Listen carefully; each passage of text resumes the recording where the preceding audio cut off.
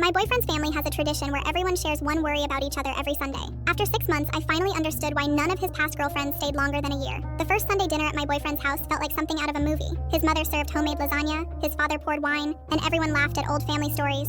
I thought I had won the lottery. My boyfriend Nolan had warned me that his family was close. Really close. Weekly dinners were mandatory, no exceptions. I told him that sounded wonderful because my own family barely spoke to each other. Growing up, I would have killed for parents who actually wanted to spend time together. So when his mother hugged me at the door and called me sweetheart, I almost cried. The tradition started after dessert. His mother clinked her glass and announced it was time for family concerns. She explained that every Sunday, each person shared one loving concern about another family member. It was their way of staying connected and helping each other grow. His father went first. He looked at Nolan's younger sister and said he was concerned she was spending too much time with her new coworker and not enough time on her career goals. She nodded and thanked him for caring. Then his mother shared a concern about his father's eating habits. Then Nolan shared a concern about his mother working too hard. When they turned to me, I froze. I barely knew these people. His mother smiled warmly and said I could just listen this week since I was new. But next Sunday, I would be expected to participate. Over the next few months, I became a regular at these dinners. I shared small concerns about Nolan, things like wishing he would text me back faster or hoping he would take better care of himself at work. Everyone nodded supportively. It felt safe. It felt like family. But slowly, the concerns about me started getting sharper. His mother was concerned I didn't call my own parents enough. His father was concerned my job wasn't stable enough for someone planning a future with their son. His sister was concerned I seemed distant at the last dinner and maybe wasn't committed to the family. Each concern was delivered with a soft smile and a gentle voice,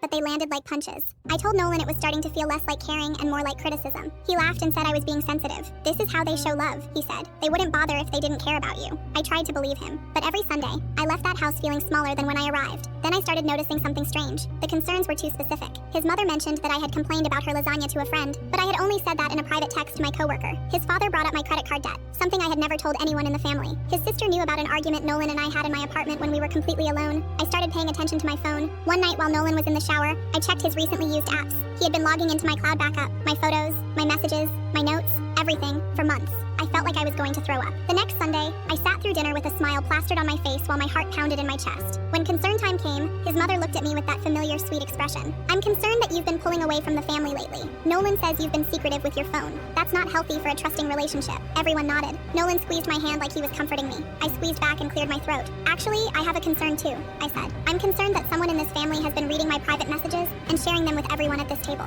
The room went completely silent. I'm also concerned that this tradition isn't about love at all. It's about control. You find out everything you can about someone, then you use it to tear them down week after week until they either leave or become too broken to fight back. His mother's face turned to stone. His father set down his wine glass. Nolan let go of my hand. I changed all my passwords yesterday, I continued, and I talked to 3 of Nolan's ex-girlfriends this week. They all told me the same story. The dinners, the concerns, the slow destruction. One of them said she spent 2 years in therapy after leaving this family.